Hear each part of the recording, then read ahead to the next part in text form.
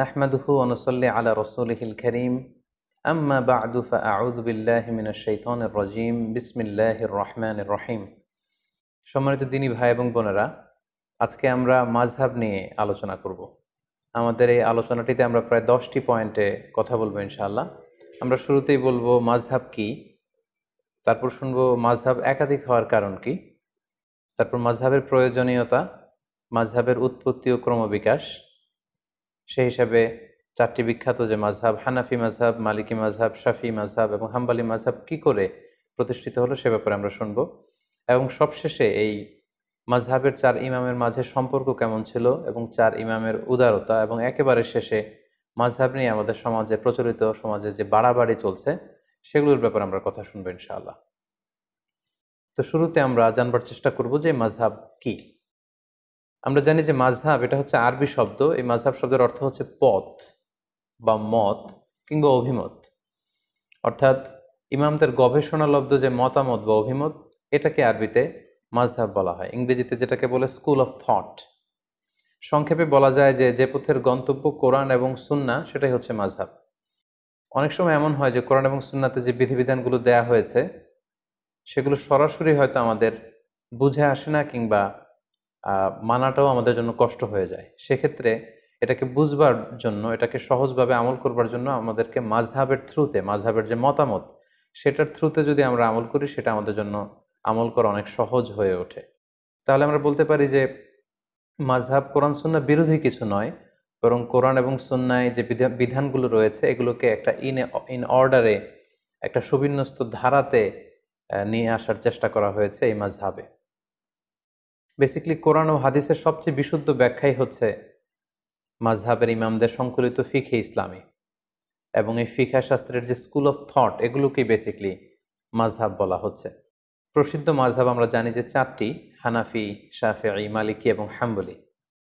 আমরা জানি যে কোরআন সুন্নাতে বিক্ষিপ্তভাবে অনেক কিছু উল্লেখ করা হয়েছে এবং মাযহাবে সেটাকে সুশৃঙ্খলভাবে আমাদের সামনে উপস্থাপন করা হয়েছে। যেমন ধরুন, নামাজে ফরজ কয়টি বা নামাজের ওয়াজিব কয়টি, এ ব্যাপারে কিন্তু আপনি পুরো কোরআন চষে বা হাদিস ঘেটে আপনি বের করতে পারবেন না যে এতটি, মোট এতটি সালাতের ফরজ, এতটি হচ্ছে সালাতের ওয়াজিব। এইভাবে কোরআন সুন্নায় কোথাও উল্লেখ করা নেই।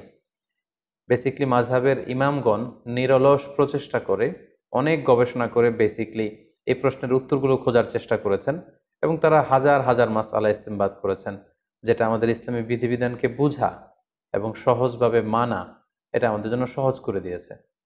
তাহলে আমরা এক কথায় বলতে পারি কোরআন সুন্নাহর সহজ এবং সার নির্যাসী হচ্ছে বেসিক্যালি মাযহাব। এবার আমরা জানার চেষ্টা করব মাযহাব একাধিক হওয়ার কারণ কি। যেহেতু শুরুতে আমরা বলেছি মাযহাব মানে মতামত বা অভিমত, সো প্রত্যেকের মতামত একরকম হবে এটা আসলে লজিক্যাল না, এটা যৌক্তিকও নয়। এক একজনের চিন্তা এক এক রকম, বুঝ একরকম, মতের ভিন্নতা বা বুঝের ভিন্নতা বা চিন্তার ভিন্নতা, it's very common and very human. এটা মানুষের মাঝে থাকবেই, এটাই মানুষের সহজাত।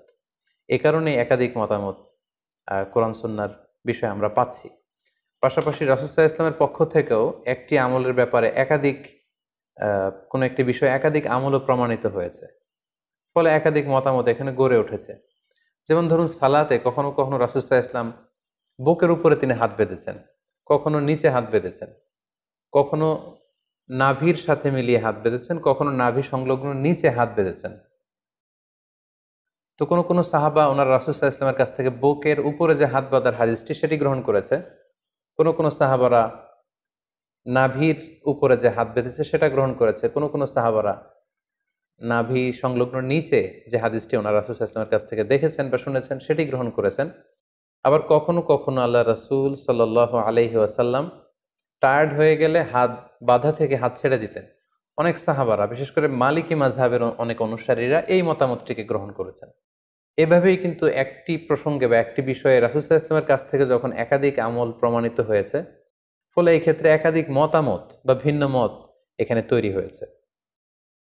এই বিষয়টি যে শুধু মাযহাবের কারণে মাযহাবের ইমামরাই করেছেন এমনটি নয়, বরং রাসূল সাল্লাল্লাহু আলাইহি ওয়াসাল্লামের যুগেও সাহাবাদের মাঝে ফিকহি অনেক বিষয়ে মতভেদ কিন্তু আমরা দেখতে পাই, একটি বিষয়ে একাধিক মতামত দেখতে পাই। যেমন সালাতের শুরুতে কোনো কোনো সাহাবারা সূরা ফাতিহা শুরু করার আগে বিসমিল্লাহির রহমানির রহিম এটি আওয়াজ করে পরে তারপরে আলহামদুলিল্লাহি রাব্বিল আলামিন দিয়ে সালাত শুরু করতেন। আবার অনেক সাহাবারা সালাতের শুরুতে বিসমিল্লাহির রহমানির রহিম এটিকে আওয়াজ করে পড়তেন না, বরং আলহামদুলিল্লাহি রাব্বিল আলামিন এখান থেকে জাহারি কেরাতে আওয়াজ দিয়ে শুরু করতেন। তাহলে দেখুন সাহাবাদের সময়েও কিন্তু একাধিক মতামত বা ভিন্ন মত পাওয়া গিয়েছে। সাহাবীদের সময়কালে যে কোনো বিষয়ে একাধিক মতামত পাওয়া যেত, এক্ষেত্রে আমরা সহিহ বুখারীর একটি বিখ্যাত হাদিস উল্লেখ করতে পারি, যেখানে আহজাবের যুদ্ধের প্রসঙ্গটা এসেছে এবং আহজাবের যুদ্ধে যখন মুসলমানরা জয়লাভ করলো, আল্লাহ রাসূল সাল্লাল্লাহু আলাইহি ওয়াসাল্লাম আহজাবের ওই প্রান্ত থেকে বা খন্দকের প্রান্ত থেকে মদিনায় ফিরে আসার প্ল্যান করছিলেন। জিবরাইল আলাইহিস সালাম এসে বললেন, ইয়া রাসূলুল্লাহ, আপনারা তলোয়ার নামিয়ে ফেলেছেন, আমরা তো নামাইনি। আল্লাহ তাআলা আদেশ দিয়েছেন যে বনু কুরাইজাতে অভিযান পরিচালনা করতে হবে, আপনি মদিনাতে যাবেন না, বরং বনু কুরাইজার দিকে যান। একথা শুনে আল্লাহ রাসূল সাল্লাল্লাহু আলাইহি ওয়াসাল্লাম সাহাবাদেরকে বললেন, তোমরা সবাই ডিরেক্টলি এখান থেকে বনু কুরাইজার দিকে চলে যাবে। ভাষ্যটি ছিল এমন, লা ইউসাল্লিয়ান্না আহাদুন আল আসরা ইল্লা ফি বানি কুরাইজা, মানে তোমরা কেউই কিন্তু পথিমধ্যে আসর পড়বে না, বরং বনি কুরাইজায় পৌঁছে তারপরে আসরের সালাত পড়বে।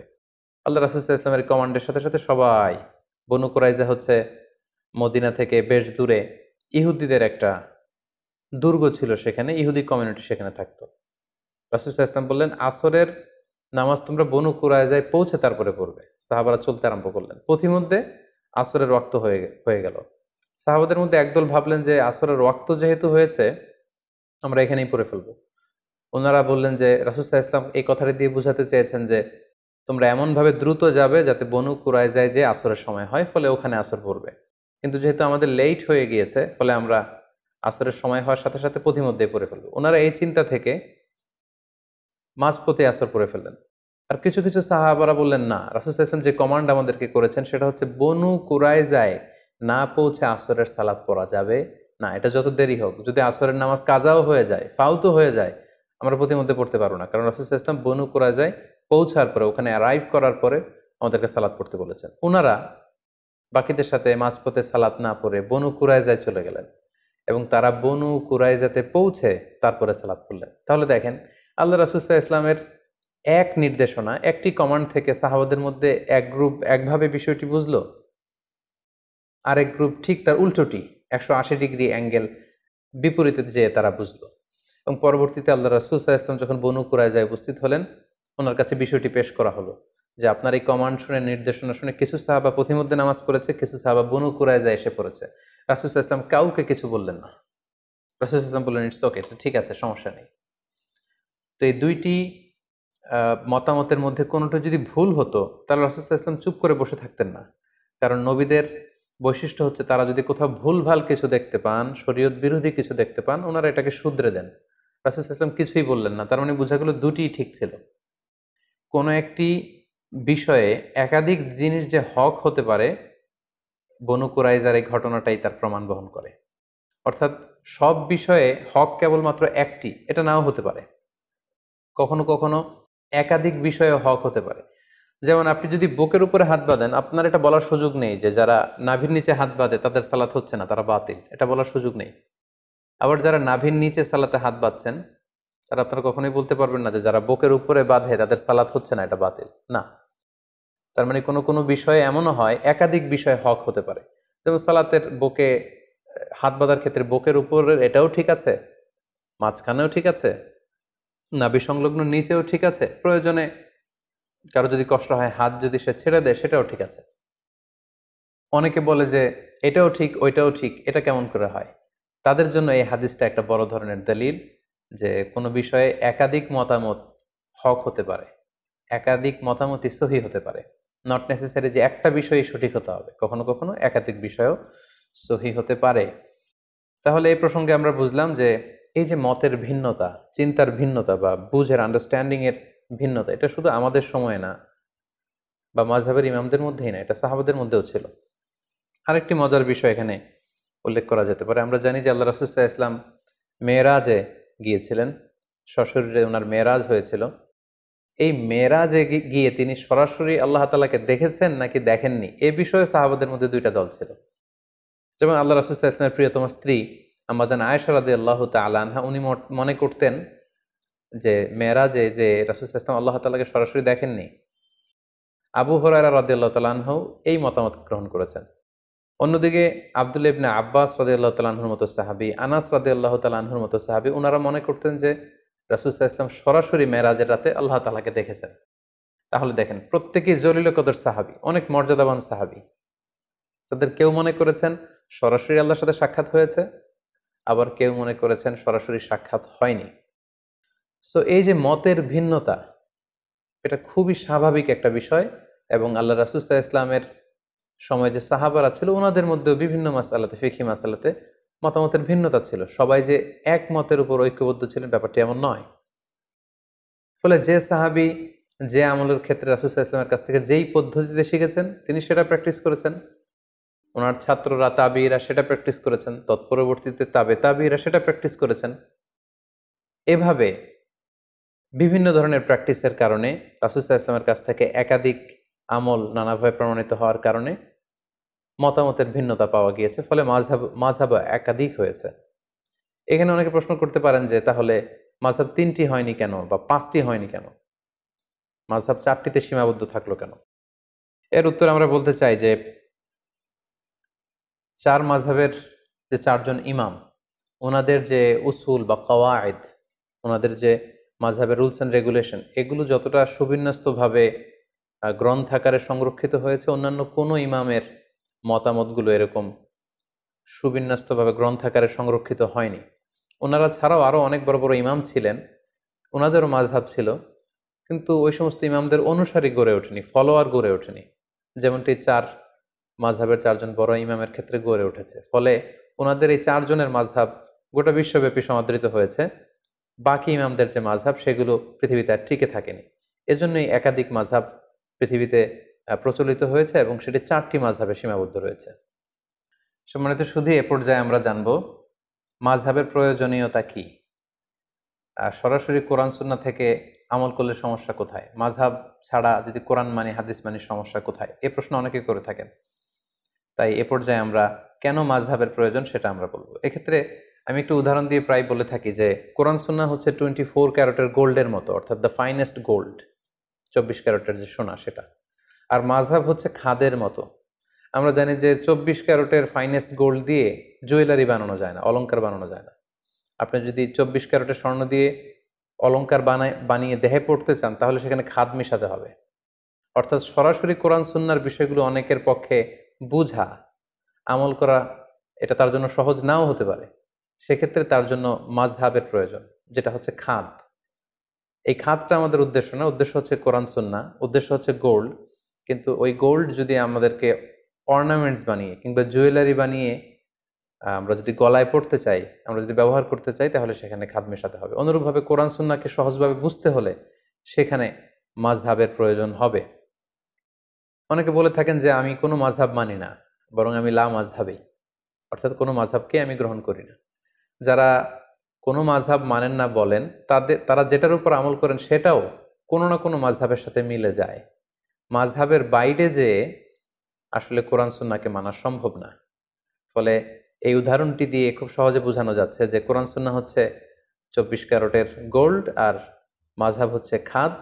এই গোল্ডটাকে গহনা বানিয়ে গলায় পরার জন্য এই খাদের প্রয়োজন, কারণ খাদ না মেশালে এটাকে বাঁকা করা যায় না, গোল্ডটাকে ডিজাইন করা যায় না, শেপ দেয়া যায় না। পাশাপাশি অনেকে মনে করে থাকেন যে মাযহাবের কারণে ইসলাম বিভক্ত হয়ে গিয়েছে। অনেকে বলেন যে একটা মাযহাব থাকলেই তো ভালো হতো, এখানে 4টা হলো কেন? এটা তো ইসলামকে বিভক্ত করেছে। এই কথাটিও আসলে ঠিক নয়। আসলে বাস্তবতা হচ্ছে একেবারে উল্টো। মাযহাব আসলে ইসলামকে বিভক্ত করেনি, বরং মাযহাব ইসলামকে অনেকগুলো ভাগে ভাগ হওয়া থেকে বাঁচিয়েছে। অর্থাৎ অনেকগুলো ভাগে বিভক্ত না করে এটাকে মাত্র 4টা ভাগে ভাগ করেছে। যেমন উদাহরণস্বরূপ যদি আমি বলি, আল আজহার বিশ্ববিদ্যালয় থেকে যারা গ্র্যাজুয়েশন করে পাশ করে তাদেরকে আজহার থেকে একটা টাইটেল দেয়া হয়, সেটা হচ্ছে আজহারি। আমি নিজেও যেহেতু ব্যক্তিগতভাবে আল আজহার থেকে পড়াশোনা করেছি, ফলে আমিও আমার নামের শেষে এই টাইটেলটি যুক্ত করে থাকি। তো বাংলাদেশে আপনারা অনেকেই দেখবেন যে যারা আল আজহার বিশ্ববিদ্যালয় থেকে পড়াশোনা করেছে ওনারা ওনাদের নামের শেষে এই আজহারি শব্দটি যুক্ত করে। তো এই আজহারি বানানটি অনেকে অনেকভাবে লিখে থাকে। কেউ আজহারি বানানে বর্গীয় জ দিয়ে আজহারি লিখে, কেউ অন্তঃস্থ জ দিয়ে লিখে, কেউ আবার আজহারি বানানে রয়ের সাথে হ্রস্ব ইকার যুক্ত করে দেয়, কেউ দীর্ঘ ইকার দিয়ে লিখে, আবার অনেকে আজহারি শব্দের আগে আল যুক্ত করে দেয়, ফলে আল আজহারি। এইভাবে যদি আপনি খেয়াল করেন প্রায় 8টি বানানে আজহারি শব্দটা কিন্তু লেখা সম্ভব। এক্ষেত্রে যদি ইসলামিক ফাউন্ডেশন বলে যে যে আজহারি শব্দটি কোন বানানে ব্যবহৃত হবে, এজন্য আমাদের একটা মতামত হচ্ছে এই বানানটাকে আমরা সাজেস্ট করি। ফলে আজহারি বানানোর জন্য ইসলামী ফাউন্ডেশন একটা মত প্রকাশ করলো, আর মত মানে মাযহাব, তার মানে এটা ইসলামিক ফাউন্ডেশনের মাযহাব। বাংলা একাডেমি যদি বলে যে এক একজন এক এক বানানে না লিখে বিদেশি শব্দ বা আরবি শব্দ কোন বানানে লিখতে হবে, সেটা আমরা সহজভাবে আপনাদের সামনে উপস্থাপন করছি। আমাদের চিন্তা মতে এই বানানটি হচ্ছে সবচেয়ে ভ্যালিড, সবচেয়ে যুক্তিযুক্ত। তাহলে আজহারি বানানের ক্ষেত্রে বাংলা একাডেমি একটি মতামত পেশ করলো, এটা হচ্ছে বাংলা একাডেমির মাযহাব। অথবা প্রথম আলো যদি বলে যে আমরা সব বানানকে সহজভাবে নতুনভাবে উপস্থাপনের চেষ্টা করছি, আমরা সাজেস্ট করি যে আজহারি বানানটা এইভাবে হলে ভালো হয়, ওনারা একটা মতামত দিলেন, তাহলে এটা হচ্ছে প্রথম আলোর মাযহাব। তাহলে দেখুন, এই 3টি মাযহাব থাকার কারণে আজহারি বানান লিখতে যে 8টি মতামত পাওয়ার সুযোগ আছে, বা 8ভাবে 8জন আজহারি শব্দটি লিখতে পারে, সেটা এখন কমে 3টা মাযহাব বা 3টা মতামতে চলে আসলো। এবং আসলে কোনো জিনিসকে একাডেমিক ওয়েতে যদি আমাদের লিখতে হয়, বলতে হয়, জানতে হয়, তখন একটা সিস্টেমেটিক ওয়ে কিন্তু ফলো করতে হয়। মাযহাব বেসিক্যালি এই কাজটাই করেছে। কোরআন সুন্নাহ কিভাবে আমরা কোরআন সুন্নাহর বিধানগুলো মানবো, এটাকে সোসাইটিতে অ্যাপ্লাই করব, সেক্ষেত্রে অনেক অনেক বিভক্তিকে অল্প কিছু বিভক্তিতে নিয়ে এসেছে এই মাযহাব। ফলে মাযহাবের মাধ্যমে বেসিক্যালি আল্লাহ তাআলা ইসলামকে শতদা বিভক্ত হওয়া থেকে বাঁচিয়েছে। অর্থাৎ অনেকগুলো বিভক্তি কমিয়ে মাযহাব মূলত বিভক্তিটাকে একেবারে কম করে নিয়ে এসেছে। অর্থাৎ 10টা 15টা বিভক্তি হওয়ার চেয়ে মাযহাব এখন 4টা ভাগে বিভক্ত হয়ে বিভক্তিকে কমিয়ে এনেছে। সো মাযহাব ইসলামকে ভাগ করেছে, এই কথাটি আসলে কোনোভাবেই শুদ্ধ নয়। পাশাপাশি মাযহাব থাকার আরেকটা উপকারিতা হচ্ছে এখানে সহজতা বা প্রশস্ততা আছে। কোনো কারণে কোনো ইমামের মাযহাবের সংকীর্ণতার কারণে যদি সেটা মানতে কারোর জন্য কঠিন হয়ে যায়, ফলে শারঈ দলিলের আলোকে অন্য ইমামের মাযহাবের যে সহজতা বা প্রশস্ততা, এটা চাইলে কেউ গ্রহণ করতে পারে। সো এটা আমাদের জন্য সুবিধা। তাহলে আমরা বলতে পারি মাযহাব কিন্তু আমাদেরকে ফ্লেক্সিবিলিটি দিয়েছে, অপশন দিয়েছে। আমরা কে না অপশন পছন্দ করি। লেটসে যদি বলা হয় যে এই 10তলা বিল্ডিংটিতে ওঠার জন্য শুধু সিঁড়ি আছে, সিঁড়ি ছাড়া অন্যভাবে ওঠার সুযোগ নেই, সেটা অনেকের জন্য কঠিন হতে পারে। কিন্তু যদি বলা হয় এই 10তলা বিল্ডিং এর একেবারে 10ম তলায় ওঠার জন্য সিঁড়ির ব্যবস্থাপনাও থাকবে, আবার এক পাশে লিফট থাকবে, আবার আরেক পাশে এসকেলেটরও থাকবে, সো 3টা অপশন দিলে কিন্তু আমাদের জন্য সুবিধা। যিনি সিঁড়ি বেয়ে উঠতে পারবে তিনি সিঁড়ি বেয়ে উঠল, যার হয়তো পায়ে ব্যথা সমস্যা তিনি লিফটে চড়ে উঠল, অথবা কেউ যদি এসকেলেটর ইউজ করতে চায় তাহলে তিনি এসকেলেটর দিয়ে উঠলেন। তার মানে মাযহাবের এই একাধিক অপশন বা ফ্লেক্সিবিলিটি থাকার কারণে এটা ইসলামকে বুঝা মানা আমাদের জন্য আরো সহজ করে দিয়েছে। ধরুন যে ঢাকা থেকে চট্টগ্রামে যাওয়ার জন্য যদি শুধু বাস দিয়ে যাওয়ার সুযোগ থাকে, এটা সহজ, নাকি চট্টগ্রামে বাস দিয়ে যাওয়া যাবে, ট্রেন দিয়ে যাওয়া যাবে, প্লেন দিয়ে যাওয়া যাবে, কোনটা সহজ? অর্থাৎ আমাদেরকে যদি অপশন দেওয়া হয় সেটা সহজ, then we can choose any of the option. যার তাড়াতাড়ি ঢাকা থেকে চট্টগ্রাম পৌঁছতে হবে তিনি প্লেন দিয়ে যেতে পারেন, যিনি ট্রেনে চড়তে পছন্দ করেন তিনি ট্রেন দিয়ে যেতে পারেন, আবার যিনি বাসে ভ্রমণকে প্রেফার করেন তিনি কিন্তু চাইলে বাসে যেতে পারেন। তাহলে এক্ষেত্রে আমরা বুঝলাম মাযহাবের একাধিক মতামত থাকার কারণে ইসলামটাকে পালন করা আমাদের জন্য সহজ হয়েছে। উই গট সাম অপশনস, এবং এটা অনেকটা ফ্লেক্সিবিলিটি দিয়েছে আমাদেরকে। পাশাপাশি এই মাযহাবের মাধ্যমে আল্লাহ রাসূল সাল্লাল্লাহু আলাইহি ওয়াসাল্লামের পক্ষ থেকে প্রমাণিত যতগুলো আমল পাওয়া যায় সবগুলোই কিন্তু ঘুরে ফিরে পালিত হচ্ছে। মাযহাব যদি একটি হতো তাহলে রাসূল সাল্লাল্লাহু আলাইহি ওয়াসাল্লামের এই সব ধরনের আমল এগুলো কিন্তু পালন করার সুযোগ হতো না। লেটস সে মাযহাব যদি একটা হতো যে শুধু বুকের উপরে হাত বাঁধতে হবে, তাহলে বুকের নিচে, নাভির উপরে, এই যে এতগুলো মতামত আল্লাহ রাসূল সাল্লাল্লাহু আলাইহি ওয়াসাল্লামের আমলের মধ্যে ছিল, এই আমলগুলো কিন্তু হারিয়ে যেত ইতিহাসের পাতায়, আর থাকতো না। ফলে কেমন যেন আল্লাহ তাআলার এটা একটা বিশেষ রহস্য বা কুদরত যে তিনি 4টা মাযহাবের মাধ্যমে আল্লাহ রাসূল সাল্লাল্লাহু আলাইহি ওয়াসাল্লামের পক্ষ থেকে প্রমাণিত যত ধরনের আমল হতে পারে এটা ঘুরিয়ে ফিরিয়ে সারা বিশ্বে আমল করাচ্ছেন। আমরা যখন মসজিদুল হারামে সালাত পড়ি, কেউ বুকের উপরে বাঁধে, কেউ নাভির নিচে বাঁধে, কেউ বাঁধেই না। কেউ মালিকি মাযহাবের, কেউ শাফি মাযহাবের, কেউ হাম্বলি মাযহাবের, আমরা হানাফি মাযহাবের। ফলে রাসূল সাল্লাল্লাহু আলাইহি ওয়াসাল্লামের সবগুলো আমল ঘুরে ফিরে চর্চা হচ্ছে গোটা বিশ্বব্যাপী। মাযহাব যদি 4টা না হতো, একাধিক মাযহাব যদি প্রতিষ্ঠিত না হতো, তখন কিন্তু এটা করার সুযোগ হতো না। ফলে আমরা বলতে পারি যে এই মাযহাবগুলো ইসলামকে চমৎকারভাবে গোটা বিশ্বে সংরক্ষণ করেছে। তাই মাযহাবের কোনো আমল নিয়ে একে অপরকে কিন্তু ঠাট্টা বিদ্রূপ করা উচিত না। কারণ রাসূল সাল্লাল্লাহু আলাইহি ওয়াসাল্লামের কোনো না কোনো পদ্ধতি বা বর্ণনা কোনো না কোনো মাযহাব গ্রহণ করেছে। ফলে আমি যদি কোনো মাযহাবকে নিয়ে ঠাট্টা করি, তাহলে এটা কেমন যেন রাসূল সাল্লাল্লাহু আলাইহি ওয়াসাল্লাম থেকে প্রমাণিত কোনো আমলকেই ঠাট্টা করলাম। আমরা বাংলাদেশে প্রায়ই দেখি যে আমরা নিচে হাত বাঁধি, তো যে উপরে হাত বাঁধে এটাকে বিভিন্ন মাহফিলে বা বিভিন্ন আলোচনায় ব্যঙ্গ করে দেখানো হয়। আমরা হানাফি মাযহাবে রুকুতে ওঠার সময়, সেজদা যাওয়ার সময় এরকম হাত উঠানো, যেটাকে রফউল ইয়াদাইন বলে, এটা আমরা করি না। কিন্তু যারা করে অনেক সময় তাদেরকে এরকম ঠাট্টা করা হয়। তো আপনি যদি মাযহাবের পক্ষের লোক হয়ে থাকেন, আপনি যদি ওই আমলগুলোকে ঠাট্টা করেন, তাহলে কেমন যেন আপনি মাযহাবের বিরোধিতা করলেন। কারণ আপনার মাযহাবে হয়তো এই আমলটি নেই, কিন্তু অন্য মাযহাবে কিন্তু অত্যন্ত ভাব গাম্ভীর্যতার সাথে, অত্যন্ত আবেগের সাথে রাসূল সাল্লাল্লাহু আলাইহি ওয়াসাল্লামের এই আমলটি পালন করা হচ্ছে। সো মাযহাবের কোনো আমলকে, আল্লাহ রাসূল সাল্লাল্লাহু আলাইহি ওয়াসাল্লাম থেকে প্রমাণিত কোনো আমলকে যদি আপনি ঠাট্টা করেন, অন্য কোনো মাযহাবকে যদি আমরা ঠাট্টা করি, তাহলে এটা কেমন যেন রাসূল সাল্লাল্লাহু আলাইহি ওয়াসাল্লামের আমল নিয়ে ঠাট্টা করার শামিল, যেটা অনেক বড় ধরনের একটি কবিরা গুনাহ। সো আমরা সহজে বলতে পারি যে 4 মাযহাব হলো 4টি নৌকার মতো। দৈনন্দিন জীবনে দিনের সাগর পাড়ি দিয়ে আল্লাহ পাকের সন্তুষ্টির বন্দরে ভিড়ার জন্য আমরা 4টি নৌকা দিয়ে বন্দরে ভিড়ার চেষ্টা করছি।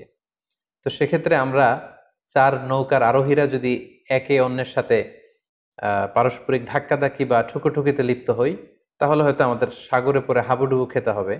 আল্লাহ সন্তুষ্টির বন্দরে হয়তো ভিড়া আমাদের জন্য কঠিন হয়ে যাবে। মাযহাব নিয়ে একে অপরের প্রতি অশ্রদ্ধা, সহিংসতা কিংবা বিতর্ক বা সংঘাতের ব্যাপারটি ঠিক এমনই।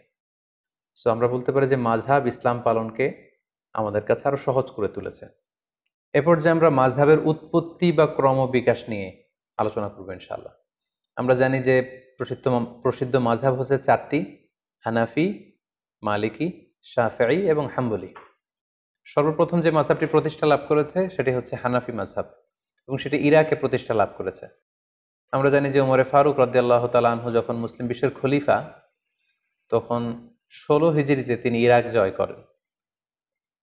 তখন ইরাকের কুফা নগরীকে তিনি মুসলিম উম্মার একটি প্রাদেশিক শহর, প্রশাসনিক শহর হিসেবে তিনি ঘোষণা দেন, এবং সেই কুফা নগরীতে যে মুসলিম উম্মা আছে তাদেরকে কোরআন সুন্নাহ শিক্ষা দেওয়ার জন্য আল্লাহ রাসূল সাল্লাল্লাহু আলাইহি ওয়াসাল্লামের একজন প্রিয় সাহাবী আব্দুল্লাহ ইবনে মাসউদ রাদিয়াল্লাহু তাআলা আনহুকে তিনি মদিনা থেকে অ্যাজ অ্যান অ্যাম্বাসেডর কুফাতে তিনি প্রেরণ করেন, এবং তিনি বলেন যে আপনি কুফায় যে দিন প্রচার করেন। ওমর ফারুকের নির্দেশনা অনুযায়ী আব্দুল্লাহ ইবনে মাসউদ রাদিয়াল্লাহু তাআলা আনহু মদিনা থেকে কুফায় চলে গেলেন। দীর্ঘদিন তিনি কুফার অধিবাসীদেরকে কোরআন সুন্নাহর বাণী তিনি প্রচার করলেন। ওনার ইন্তেকালের পরে এই দায়িত্ব চলে আসে ওনার ছাত্র আলকামা রহিমাহুল্লাহর উপর। তিনি তখন কুফাতে কোরআন সুন্নাহর তালিম, তাদরিস, টিচিং এই কাজটা করতেন। আলকামা আলাইহি রাহমা ওনার মৃত্যুর পরে ওনার ছাত্র ইব্রাহিম নাখাই, ওনারা সবাই তাবিঈ ছিলেন, উনি এই গুরুদায়িত্ব নিজের কাঁধে তুলে নেন, এবং তিনি কুফাতে কোরআন সুন্নাহর এই তালিম, তালকিন এবং তাদরিসের কাজ তিনি করতে আরম্ভ করেন। ইব্রাহিম নাখাইয়ের ইন্তেকালের পরে ওনার ছাত্র হাম্মাদ ইবনে আবি সুলাইমান, উনি সেখানে তাদরিস, টিচিং এবং কোরআন সুন্নাহর দাওয়াতের কাজ করতেন। হাম্মাদ ইবনে আবি সুলাইমান 120 হিজরিতে ইন্তেকাল করেন, এবং ওনার ইন্তেকালের পরে ওনার সবচাইতে যোগ্য ছাত্র ইমাম আবু হানিফা আলাইহি রাহমা 120 হিজরিতে কুফা নগরীতে ইসলাম প্রচারের দায়িত্ব ইমাম আবু হানিফার কাঁধে চলে আসে। উনি অত্যন্ত মেধাবী একজন মানুষ ছিলেন। 120 হিজরিতে যখন ইমাম আবু হানিফার কাছে এই দায়িত্ব চলে আসে, উনি বেসিক্যালি 80 হিজরিতে জন্মগ্রহণ করেন। ফলে 120 হিজরিতে ওনার বয়স তখন দাঁড়ায় 40 বছর। অর্থাৎ 40 বছর বয়সে তিনি কুফা নগরীর ইসলাম প্রচারের যে গুরু দায়ভার, এটা তিনি নিজের কাঁধে তুলে নেন, এবং তিনি দায়িত্ব পেয়ে কিছু যুগান্তকারী সিদ্ধান্ত তখন তিনি নিয়েছিলেন। এবং আপনারা জানেন তখন ইসলাম খুব বেশি স্প্রেড হচ্ছিল, দলে দলে মুসলমানরা, লোকজন কালিমা পড়ে মুসলমান হচ্ছিল, এবং নতুন নতুন অনেক ইস্যু নতুন নতুন অনেক কন্টেম্পোরারি মাসআলা তখন আসছিল, যেটি আগে ছিল না। তখন ইমাম আল আযম আবু হানিফা রাহিমাহুল্লাহ ওনার মেধাবী ছাত্রদেরকে নিয়ে 40 জনের একটা প্যানেল করেন, একটা ফিক একাডেমি করেন, এবং যত নতুন মাসালা আসতো উনি ছাত্রদের মাঝে মাসালাটাকে ছেড়ে দিতেন। ছাত্ররা অনেক ধরনের ডিসকাশন করে আর্গুমেন্ট দিয়ে একটা পর্যায়ে যখন এটার উত্তরে পৌঁছতেন, তখন এই উত্তরটা ইমামে আজম আবু হানিফার কাছে দেয়া হতো। পরে ফাইনালি সবার কথা শুনে উনি ওইটার উপর জাজমেন্ট দিতেন, লিগ্যাল অপিনিয়ন দিতেন, সলিউশন দিতেন। এবং উনি কিভাবে সলিউশন দিচ্ছেন, কিভাবে কোরআন সুন্নাহ থেকে মাসআলাগুলো ইস্তেমবাদ করছেন, এগুলো ওনার ছাত্র মোহাম্মদ ইবনুল হাসান আশ-শাইবানি, আবু ইউসুফ রাহিমাহুল্লাহ, ইমাম জুফার, ওনারা এগুলো লিপিবদ্ধ করতে আরম্ভ করলেন। কোন রুলস অ্যান্ড রেগুলেশন, কোন উসুল, কোন মেথড এবং কাওয়ায়েদের ভিত্তিতে উনি কোরআন সুন্নাহ থেকে এই মাসালাগুলো ইস্তেমবাদ করেন, এগুলো যখন লিপিবদ্ধ করা হলো, তখন ওনার এই প্রক্রিয়া, কোরআন সুন্নাহ থেকে মাসালা ইস্তেমবাদ করার প্রক্রিয়ায় বিধিবিধানগুলো মানুষের মাঝে খুব বেশি সমাদৃত হতে শুরু করলো। এবং এই কর্মযজ্ঞের মধ্য দিয়ে বেসিকলি উনি হানাফি মাযহাবের প্রতিষ্ঠা করেন। ঠিক একই সময়ে ওই সময়ে মদিনাতে আরেকটি মাযহাবের প্রতিষ্ঠা ঘটে, যেটি ইমাম মালিক রাহিমাহুল্লাহর নেতৃত্বে গঠিত হয়। তাহলে আমরা বলতে পারি যে ইমাম আবু হানিফা এবং ইমাম মালিক ওনারা সমসাময়িক সময়ের ছিলেন। 93 হিজরিতে ইমাম মালিক রাহিমাহুল্লাহ জন্মগ্রহণ করেন। ফলে মদিনা কেন্দ্রিক উনি আব্দুল্লাহ ইবনে আব্বাস, আম্মা জান আয়েশা রাদিয়াল্লাহু তাআলা আনহু, আব্দুল্লাহ ইবনে উমর, ওনারা যেই ইলম বা ফিক প্রচার করেছেন, সেটা সাঈদ ইবনে মুসাইয়েবের থ্রুতে, নাফে মাওলা ইবনে উমর ওনার থ্রুতে ইমাম মালিক সেগুলো কালেক্ট করেন, এবং তিনি একটি সহিহ হাদিসের গ্রন্থ লিখেন মদিনাতে, যেটাকে মুয়াত্তা মালিক বলে পরিচিত। আমরা জানি যে বর্তমানে কালামে পাকের পরে, অর্থাৎ কোরআনুল কারিমের পরে সবচেয়ে সহি গ্রন্থ বলা হয় সহিহ বুখারীকে, অর্থাৎ বুখারী শরীফকে। কিন্তু ইমাম বুখারী লেখার আগে যেই গ্রন্থটাকে কোরআনের পরে সবচেয়ে বেশি সহিহ হিসেবে ধরা হতো, সেটা হচ্ছে ইমাম মালিকের লেখা মুয়াত্তা ইবনে মালিককে। উনি মসজিদে নববীতে বসে সেখানে দার্স দিতেন, এবং উনারও অনেক ছাত্র, শাগরিদ, অনুসারী, ফলোয়ার মদিনা কেন্দ্রিক গড়ে ওঠে। এবং উনি যে রুলস অ্যান্ড রেগুলেশনের আওতায় কোরআন সুন্নাহর মাসালাগুলো ইস্তেমবাদ করতেন, সেটার আলোকে উনি একটি মাযহাব প্রতিষ্ঠা করেন, সেটাকে বলা হয় মালিকি মাযহাব, যেটাকে মাদ্রাসাতু আহলিল হাদিস বলে, আর ইমাম আবু হানিফার মাযহাবকে বেসিক্যালি মাদ্রাসাতু আহলির রায় বলে। তাহলে সংক্ষেপে যদি আমরা এভাবে বলি যে ইমাম আবু হানিফা এবং ইমাম মালিক ওনারা সমসাময়িক ছিলেন। ইমাম আবু হানিফা ইরাক কেন্দ্রিক ইবনু মাসউদ রাদিয়াল্লাহু তাআলা আনহুর যেই জ্ঞান ওনার ছাত্রদের থ্রুতে ওনার হাতে এসেছে, সেটার উপর বেস করে ইরাকে তিনি হানাফি মাযহাব প্রতিষ্ঠা করেন। একই সময়ে মদিনাতে ইমাম মালিক রাহিমাহুল্লাহ উনি মালিকি মাযহাব প্রতিষ্ঠা করেন। তাহলে এইভাবে বেসিকলি হানাফি মাযহাব এবং মালিকি মাযহাবের সূচনা বা গোড়াপত্তন হয়েছে।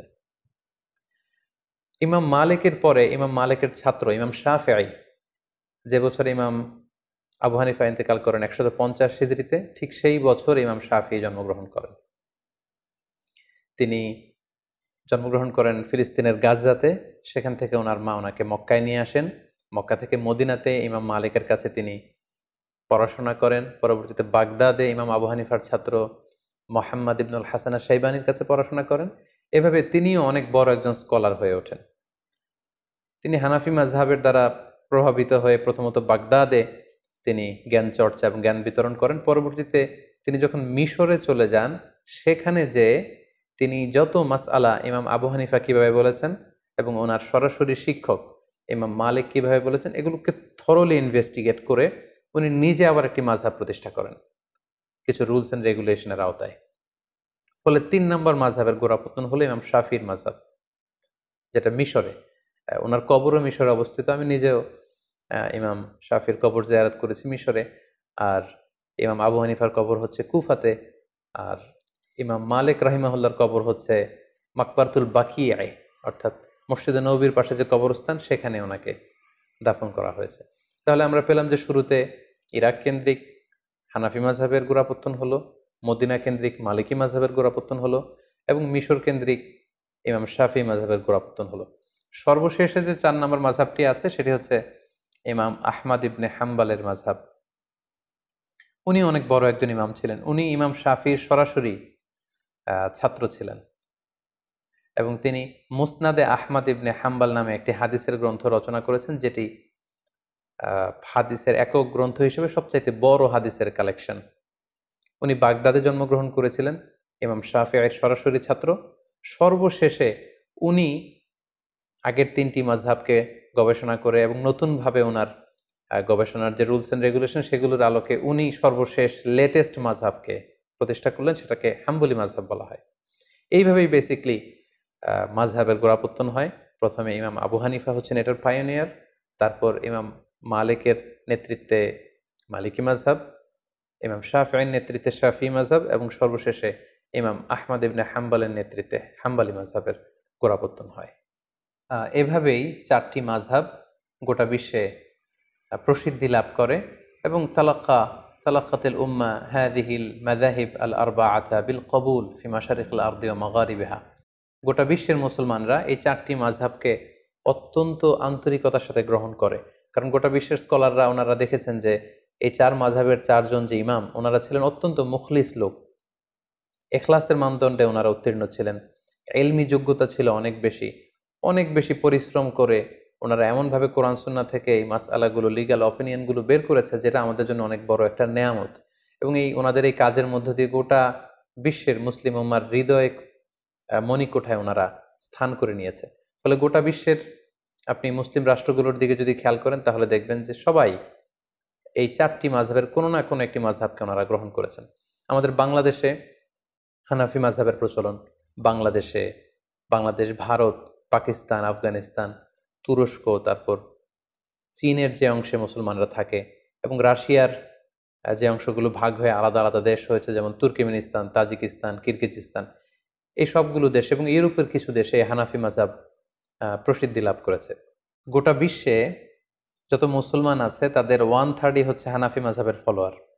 এর অন্যতম কারণ হচ্ছে সর্বশেষ যে আমাদের আল খিলাফা আল ইসলামিয়া বা ইসলামী খেলাফত ছিল, সেটা ছিল উসমানী খেলাফত এবং ওনারা ওনাদের উসমানী খেলাফত প্রায় 600 বছর ব্যাপী শাসন করেছেন এবং ওনারা হানাফি মাযহাবের উপর প্রতিষ্ঠা ছিলেন। ফলে ওনাদের প্যাট্রনে এই হানাফি মাযহাবের প্রচার প্রসার গোটা বিশ্বব্যাপী এত বেড়েছে।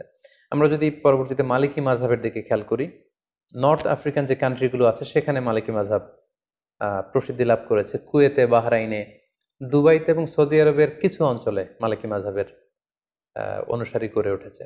শাফি মাযহাবের কথা যদি আমরা বলি, মিশরে সেটা আমরা দেখি যে মিশরের শাফি মাযহাবকে ফলো করা হয়। মালয়েশিয়াতে, ইন্দোনেশিয়াতে, শ্রীলঙ্কাতে, ইথিওপিয়া, সোমালিয়া এবং ইয়ামানে এই শাফি মাযহাবের অনুসারীদেরকে আমরা পাবো।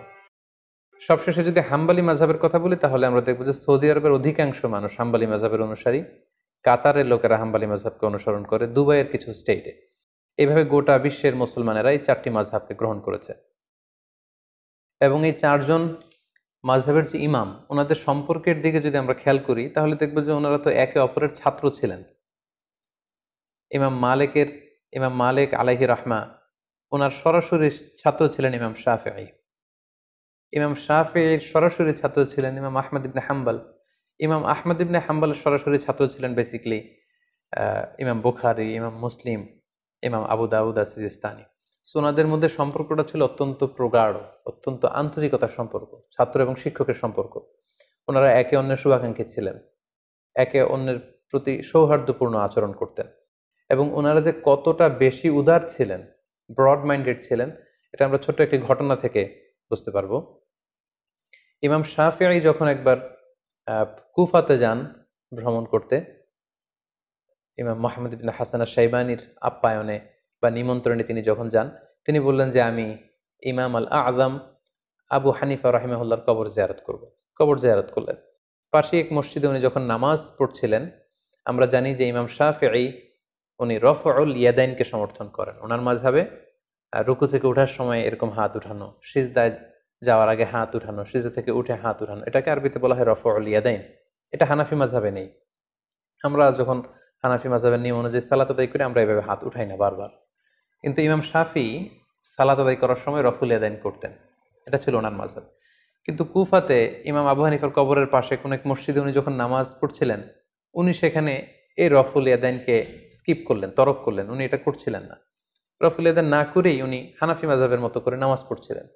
সবাই তো অবাক, এত বড় ইমাম শাফিঈ যার ব্যক্তিগত অভিমত হচ্ছে সালাতে এরকম রফুল এদান করতে হবে, এটা সুন্নাহ। কিন্তু উনি এটা না করে কেন আজকে এভাবে নামাজ পড়ছেন? নামাজ শেষে ইমাম মোহাম্মদ ইবনে হাসান সাহেবানে জিজ্ঞেস করলেন যে আপনি কি আপনার রফউল ইয়াদাইনের যে অভিমত এটা থেকে সরে এসেছেন? আপনি কি ইমাম আজম আবু হানিফার যে মতামত ওই মতামতে চলে এসেছেন? উনি বললেন, না, আমি আমার মতামত থেকে সরে আসিনি, আমার মতামত আগে যেটা ছিল সেটাই আছে। আমি ইহতিরামান লি আবি হানিফা, ইমাম আবু হানিফাকে সম্মান দেখানোর জন্য, যেহেতু পাশেই ওনার কবর, আমি ওনার এলাকা ভিজিট করতে এসেছি, তাই সম্মানার্থে আমার মতামতকে আমি এখানে স্কিপ করে ওনার মতামত অনুযায়ী সালাত আদায় করেছি। আল্লাহু আকবার কাবীরা। তার মানে কতটা উদার মানসিকতার ওনারা ছিলেন। মাযহাবের ইমামগণ এক একজন কত ব্রড মাইন্ডেড পার্সোনালিটি ছিলেন, কিন্তু আমরা ওনার অনুসারীরা সামান্য ছোট ছোট বিষয় নিয়ে, যেগুলো দিনের মৌলিক বিষয়, তো মাযহাবের মধ্যে কোনো পার্থক্য নেই, ফুরুআত যেগুলো অমৌলিক ছোটখাটো বিষয়ের পার্থক্য নিয়ে আমরা একে অপরকে বাতিল বলে ঘোষণা দিয়ে দিই, কাফির বলে ঘোষণা দিয়ে দিই, ইসলাম থেকে খারিজ করে দিই, যেটি মোটেও কাম্য নয়। সম্মানিত শুধু এ পর্যায়ে আমরা আমাদের আলোচনার একেবারে শেষ পর্যায়ে চলে এসেছি। এ পর্যায়ে আমরা মাযহাব নিয়ে, আমাদের সমাজে যে প্রচলিত বাড়াবাড়ি, এগুলো নিয়ে কিছু কথা বলবো। আহলে সুন্নাতুল জামায়াতের আকীদা হচ্ছে নবীরা হচ্ছে মাসুম, ওনারা কোনো ভুল করেননি, কোনো পাপ করেননি। তো আমরা শুধু নবীদের ক্ষেত্রেই এই মাসুম কথাটি যুক্ত করি, এবং সাহাবারা ওনারা হচ্ছেন মাহফুজ, ওনাদেরকে আল্লাহ বড় ধরনের কবিরা গুনাহ থেকে হেফাজত করেছেন, একটি দুইটি স্পেশাল কেস ছাড়া। আর মাযহাবের যে চারজন ইমাম আছে ওনাদেরকে আমরা মাসুম মনে করি না, ওনারা ভুল থেকে মাসুম নন, নিষ্পাপ নন। ওনাদের গবেষণা করতে যে ভুল হয়ে যেতে পারে, তবে আমরা ওনাদের এই গবেষণাকে এপ্রিসিয়েট করি। নাহনু নুহিব্বুহুম ওয়া নাহতারিমুহুম ওয়া লা নুকদ্দিসুহুম, আমরা ওনাদেরকে ভালোবাসি, ওনাদেরকে রেসপেক্ট করি, হৃদয়ের গহীন থেকে তাদের জন্য আমাদের ভালোবাসা আছে। ওনারা মুসলিম উম্মার জন্য আল্লাহ তাআলার পক্ষ থেকে অনেক বড় নেয়ামত। কিন্তু আমরা মাযহাবকে দ্বীন মনে করব না। ওয়ালা নাজআলু মাযহাবাহুম দীনান, ওনাদের যে মাযহাব মতামত এটাকে আমরা দ্বীন মনে করি না। বাল নাজআলু মাযহাবাহুম ওয়াসিলাতান লিফাহমিদ দ্বীন, আল্লাহর দ্বীনকে বোঝার জন্য এটাকে একটা মাধ্যম বা ওয়াসিলা আমরা মনে করি। চারজন মাযহাবের বড় বড় ইমাম ওনারা মুজতাহিদ ছিলেন, মানে গবেষক ছিলেন। আর আল মুজতাহিদু ইউসিবু ওয়া ইউখতি, যারা ইজতিহাদ করেন ওনারা সঠিকও করেন এবং মাঝে মাঝে ভুলও করেন, যেহেতু ওনারা মানুষ ছিলেন, সো ওনারা ভুলের ঊর্ধ্বে ছিলেন না। আর মুস্তাহিদদের ক্ষেত্রে কথা হচ্ছে যে মুস্তাহিদরা যদি ভুল করে তাহলে ওনাদেরকে একটি সওয়াব দেওয়া হয়, রিওয়ার্ড দেওয়া হয়, প্রতিদান দেওয়া হয়। আর যদি শুদ্ধ করে তাহলে ডবল রিওয়ার্ড দেওয়া হয়, মানে ডবল প্রতিদান বা সওয়াব ওনারা পান। আর যদি ওনারা ভুল করে থাকেন তাহলে কোনো গুনাহ হয় না, বরং একটি সওয়াব ওনারা পান। সো মুস্তাহিদ হিসেবে ওনাদের ভুল থাকাটা এটা অসম্ভব কিছু নয়, বরং প্রতিটি মাযহাবেই এমন কিছু মতামত রয়েছে যেগুলোর ব্যাপারে প্রশ্ন তুলবার যথেষ্ট সুযোগ রয়েছে। কোনো মাযহাব বা কোনো মতামতই কিন্তু ভুলের ঊর্ধ্বে নয়। এবং এজন্য ইমাম শাফি বলতেন যে রই সওয়াবুন ইয়াহতামিলুল খাতা, আমার যেটা মতামত এটাকে আমি শুদ্ধ মনে করি, তবে এটা ভুলও হতে পারে। আবার ওয়া রয়ু গায়রি খাতাউন ইয়াহতামিলুস সওয়াব, অন্য ব্যক্তি এ ব্যাপারে যে মতামত দিয়েছে সেটাকে আমি ভুল মনে করি, আমি পার্সোনালি ভুল মনে করি, কিন্তু সেটাও শুদ্ধ হতে পারে। সো ওনারা যদি ভুলও করে থাকেন এজন্য ওনারা জাযা পাবেন। তাই কোনো বিষয়ের দলিলের ভিত্তিতে যদি কোনো আলেম নিজ মাযহাবের সাথে ভিন্ন মত পোষণ করে, তখন তাকে আসলে বাতিল, গোমরা এগুলো বলা যাবে না, যেহেতু উনি দলিলের ভিত্তিতে অন্য একটা মতামত গ্রহণ করেছেন। যদিও আমরা হানাফি মাযহাবের, কিন্তু দলিলের ভিত্তিতে যদি আমরা কখনো পরিস্থিতির আলোকে অন্য কোনো মাযহাব বা মতামতকে গ্রহণ করে নেই, তাহলে কিন্তু আমাদের হানাফি মাযহাব কাটা যায় না। আপনি যদি খেয়াল করেন তাহলে দেখবেন যে হানাফি মাযহাবে আসরের ওয়াক্ত শুরু হয় অনেক দেরিতে, সেই হিসেবে শাফি মাযহাবে, হাম্বলি মাযহাবে অনেক আগে শুরু হয়ে যায়। হানাফি মাযহাবের নিয়ম হচ্ছে কোনো বস্তু মাটিতে গেড়ে দিলে দুপুরবেলা এটার মূল ছায়ার পরে যদি ডবল ছায়া পরিমাণ যখন দেখা যাবে তখন আসরের ওয়াক্ত শুরু হয়। অন্য মাযহাব অনুযায়ী মূল ছায়া ছাড়া একটা ছায়া যদি পাওয়া যায় আসর রক্ত শুরু হয়। লেটস সে আমরা এভাবে বলতে পারি যে মাগরিবের 1 ঘন্টা আগে হানাফি মাযহাব অনুযায়ী আসরের রক্ত শুরু হয়, শাফি বা হাম্বলি মাযহাবে প্রায় 2 ঘন্টা আগে আসরের রক্ত শুরু হয়। ফলে আমরা যখন সৌদি আরবে যাই, হজ উমরা করতে যাই, তখন মসজিদুল হারামে বা মসজিদে নববীতে বা সৌদি আরবের যে কোনো মসজিদে আসরের আজান কিন্তু শাফি মাযহাবের ওয়াক্ত অনুযায়ী হয়। এবং শাফি মাযহাবের অভিমত অনুযায়ী যখন আসরের ওয়াক্ত হয় আজান হওয়ার সাথে সাথে কিন্তু আমরা মসজিদে যে শাফি ওয়াক্তে আসরের সালাত পড়ি, আমরা কিন্তু হানাফি ওয়াক্তে আসরের সালাত পড়ি না। তাই বলে আমাদের ওই সালাত কাটা যাবে, ওই সালাত আদায় হবে না, এমনকি আমরা কখনো মনে করি? আমরা হজের যে দীর্ঘ লম্বা সফর, তখন তো আমরা মসজিদে নববীতে বা মসজিদুল হারামে শাফি ওয়াক্তে আসরের নামাজ পড়ি। তার মানে এই শাফি ওয়াক্তে যে আসরের সালাত পড়ছি এর পেছনে শক্ত দলিল আছে, এবং দলিলের ভিত্তিতে আমাদের মাযহাবের বাইরে যে অন্য কোনো মাযহাবের কোনো অভিমত বা মতামত আমল করলে এতে আমাদের মাযহাব চলে যায় না, বরং এটা হচ্ছে ফ্লেক্সিবিলিটি। দলিলের ভিত্তিতে প্রয়োজনে কোনো আলেম নিজ মাযহাবের বাইরে যেও অন্য মাযহাবের উপর আমল করতে পারেন। আমরা এই লকডাউনের সময়কালে ঈদের সালাতের প্রসঙ্গটা এখানে উল্লেখ করা যেতে পারে। হানাফি মাযহাব অনুযায়ী জুমার নামাজ, ঈদের নামাজ ঘরে পড়া যায় না, কিন্তু অন্যান্য মাযহাবের মতামত অনুযায়ী গোটা বিশ্বব্যাপী ফতোয়া দেয়া হয়েছিল যে ঈদের সালাত চাইলে ২-৪ জন মিলে ঘরে পড়া যাবে। এবং আমরা গোটা বিশ্বে হানাফি মাযহাবের যে সমস্ত অনুসারীরা ছড়িয়ে ছিটিয়ে আছে, আমরা অনেকেই ঘরে কিন্তু ঈদের সালাত আদায় করেছি অন্য মাযহাবের নিয়ম অনুযায়ী। ফলে আমাদের হানাফিয়াত কাটা গিয়েছে, ব্যাপারটি কিন্তু এমন নয়। কারণ ওই আমলটির পক্ষে দলিল ছিল। আনাস রাদিয়াল্লাহু তাআলা আনহু একবার ঈদের সালাত মিস করেছেন, জামাত পাননি। বাড়িতে এসে ওনার ফ্যামিলির সবাইকে নিয়ে তিনি আবার ঘরে জামাত করলেন। এটাই ছিল দলিল, এবং এই দলিলের ভিত্তিতে কিন্তু আমরা অনেকেই ঈদের সালাত আদায় করেছি। তো এখানে প্রসঙ্গ হচ্ছে, কোনো আমলের ব্যাপারে অন্য মাযহাবের যে মতামত দলিলের ভিত্তিতে সেটাকে যদি কেউ গ্রহণ করে তাহলে সে বাতিল হয়ে যাবে, সে গোমরা হয়ে যাবে, বা তার হানাফিয়াত কাটা যাবে, মাযহাব তিনি যে মাযহাব মানছেন সেটা কাটা যাবে। ব্যাপারটা কিন্তু এমন নয়। আমাদের বাংলাদেশে এই ব্যাপারটাকে খুব জটিল করে দেখা হয়। আমাদের বাংলাদেশের প্রেক্ষাপট হলো যে এখানে হানাফি মাযহাবের বিপরীতে যে কোনো প্রশ্নোত্তরে অংশগ্রহণ বা কোনো গবেষণার মোলাক্ষাস এগুলো শেয়ার করা যায় না।